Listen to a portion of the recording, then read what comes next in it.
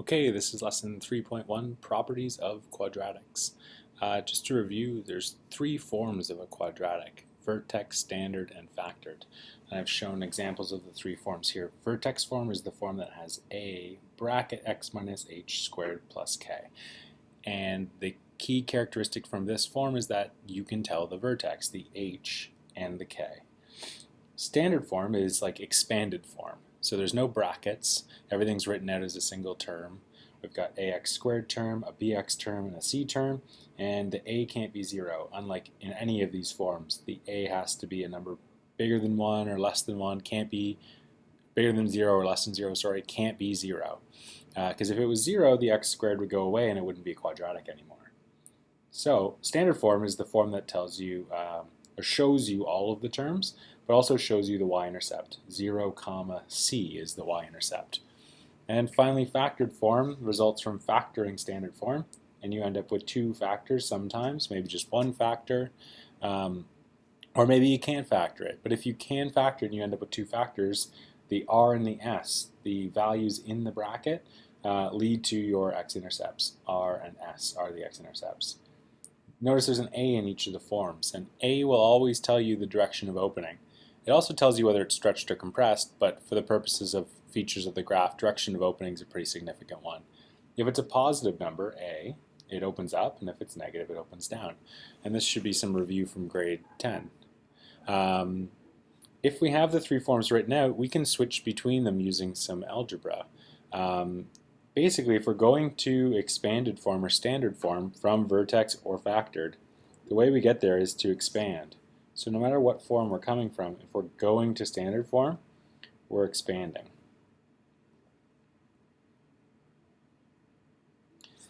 And we went over some expanding in last unit.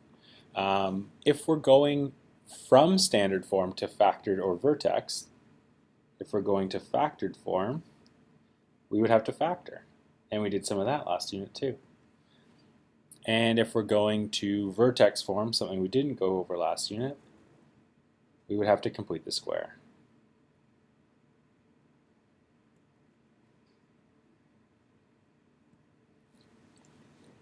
So how do we complete the square? Well, I wrote the steps out in long form, but I think it's easier if I just show you. So let's do an example. Find the minimum or maximum value for the function. If we're trying to find the minimum or maximum value, what we're actually looking for is we're looking for the y of the vertex. And in order to find the vertex, we need to be in vertex form. Since we're in standard form, expanded form, to get to vertex form, we need to complete the square. So how do we do that? Well, first step is to partially factor the first two terms, which means we group the first two terms, 3x squared and negative 12x, and we common factor whatever a is. Whether or not it works out to a nice whole number or a fraction, we common factor a. So we take a out, leaves us with x squared minus 4x, and we add 11. We didn't touch the 11. Notice it's not full common factoring because we're not common factoring the x, and if the 3 wasn't common, well, we'd still need to factor it. So it's called partial factoring. Second step is to complete the square by adding and subtracting the square of half of the coefficient on the x term. So the coefficient on the x term is negative 4. Half of negative 4 is negative 2, and if you square negative 2, you get 4. So 4 is the number we have to add or subtract. And by or, I mean and. Add and subtract. We're going to add 4 and subtract 4. And the reason we do that is because the first three terms there are a perfect square trinomial, and if we have a perfect square trinomial and we factor it, we end up with one bracket squared, which is what vertex form looks like. So again, how did we do this step? Well, we took whatever number ends up in front of the x. I'll write it over here, negative 4. We divide that number by 2, always 2, and we square it, always square it. And we end up with 4. 4 becomes the number that we add and subtract. Now, we need to take the last term out of the bracket because it's not part of the perfect square trinomial. To do that, we multiply by whatever's in front of the bracket, 3, and we add it to the end. So negative 4 times 3 is 12. Sorry, negative 12. So we got plus 11 and now negative 12 outside. All that happened was the negative 4 multiplied the 3 and went to the end. And now we have a perfect square trinomial, which we can factor. To factor, we square root the first term, x, square root the last term, 2. Sign from the middle term is negative. Or you can ask yourself what multiplies to 4 and adds to negative 4. The answer is negative 2 and negative 2, so we end up with 2 of the same bracket. That's why the bracket's squared. And then 11 minus 12 is minus 1. And now we have vertex form. How does that help us? Well, the vertex would be 2, negative 1. And since the a value is positive, our parabola is going to look like this. Can't see that, so I'll scroll down. Going to look like this. It's going to open up, which means we have a minimum. So the minimum value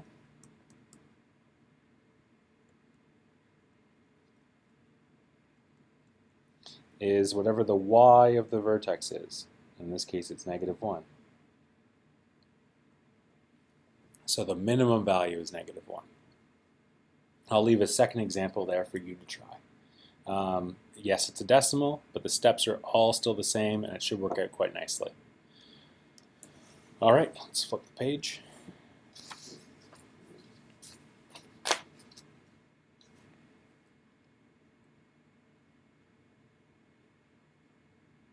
Another thing we did in grade 10 was we looked at determining the zeros.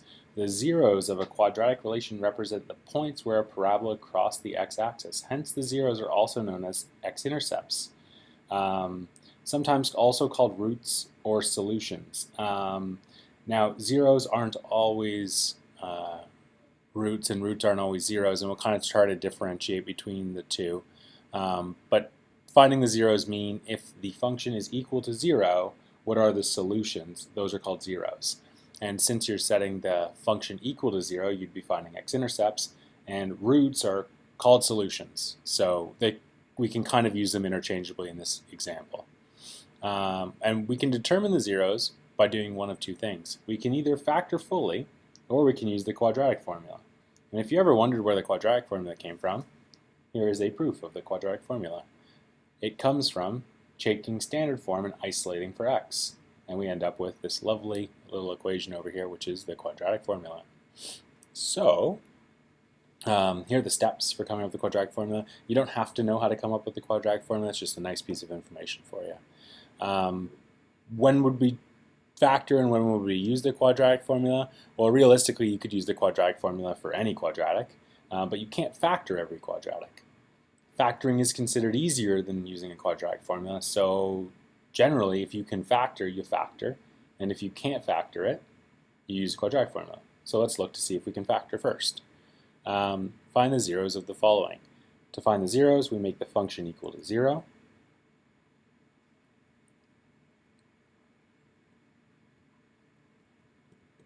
And now that it's equal to 0, we find the roots, and the roots of this equation would be called the zeros.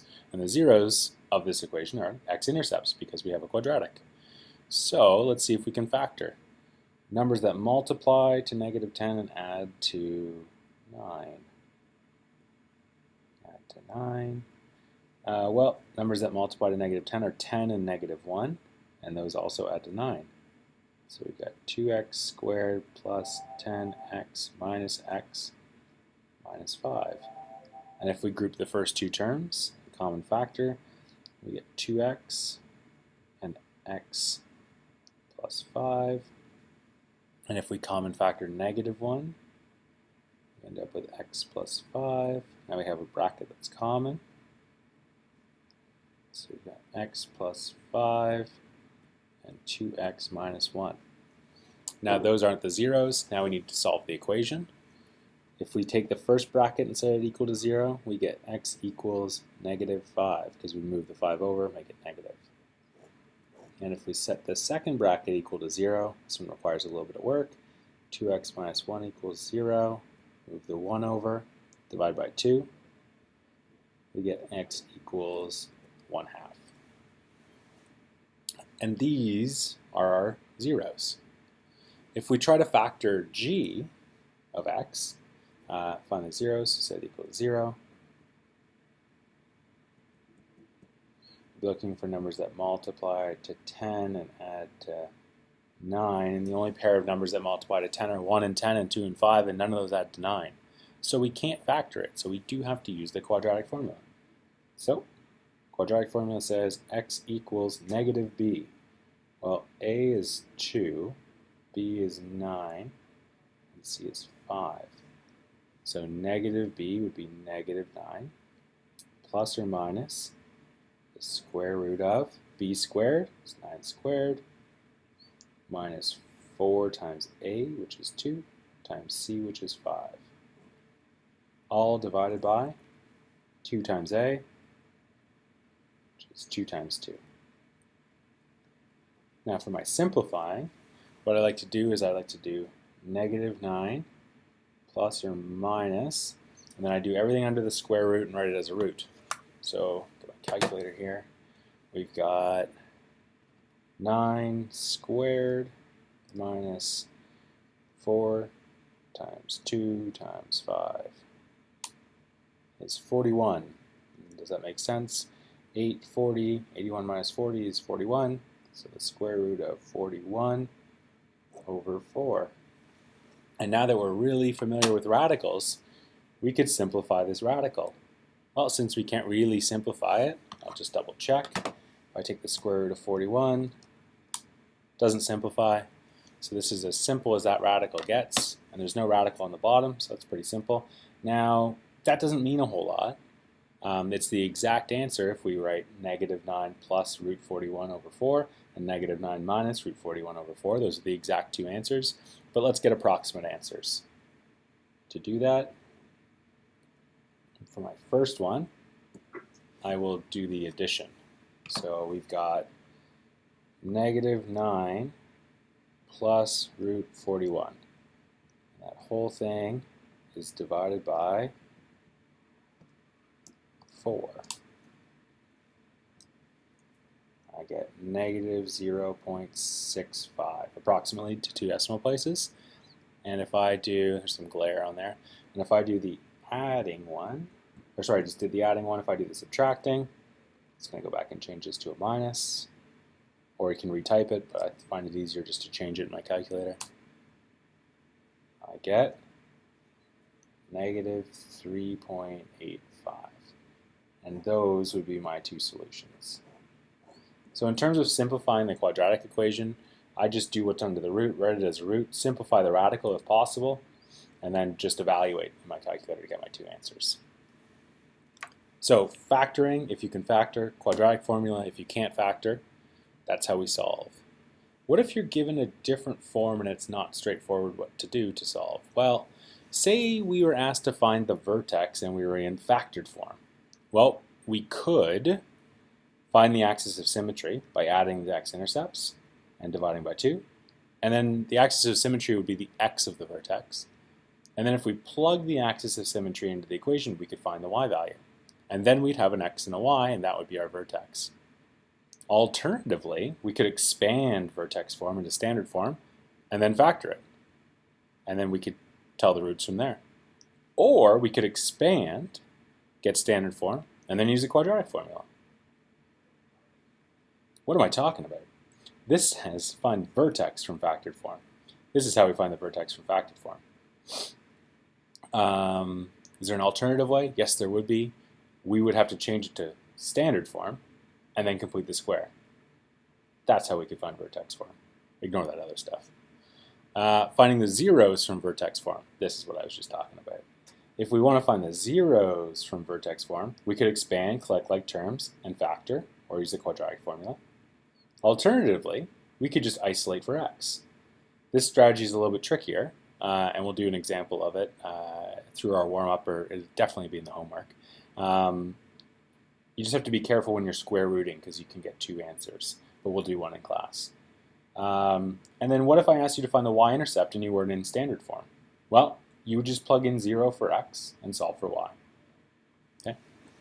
The last characteristic of a quadratic that we need to be aware of from last year is if we had a table of values. If you have a table of values, you can tell if it's quadratic by finding the second difference. You can also tell whether it opens up or down from the second difference. I'm going to show you what I mean by that.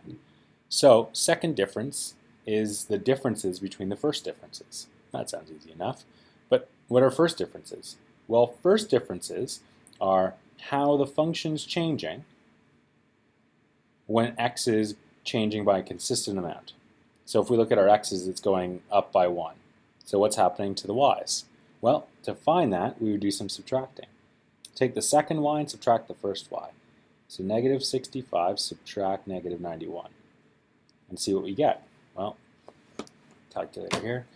Negative 65 subtract negative 91 is 26. So from the first step, the function's going up by 26. And we can keep going, doing more subtracting, and see how it's changing. Well, negative 43 subtract negative 65, that's 22. And then the next step is up 18. I'm not going to keep doing the math. And then the next step would be up 14. And how we found that was subtracting the y below. So negative 43 subtract negative 65 gives us 22.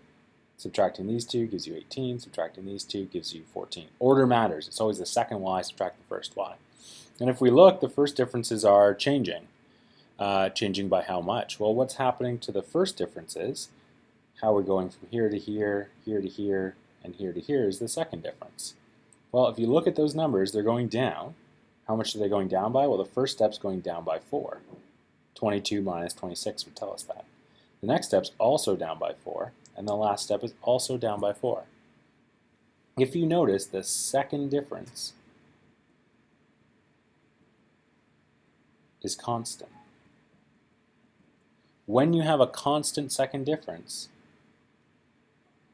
the relationship is quadratic.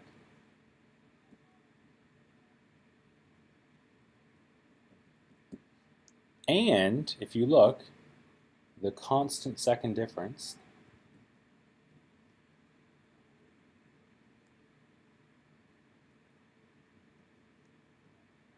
is negative. And if the constant second difference is negative, the parabola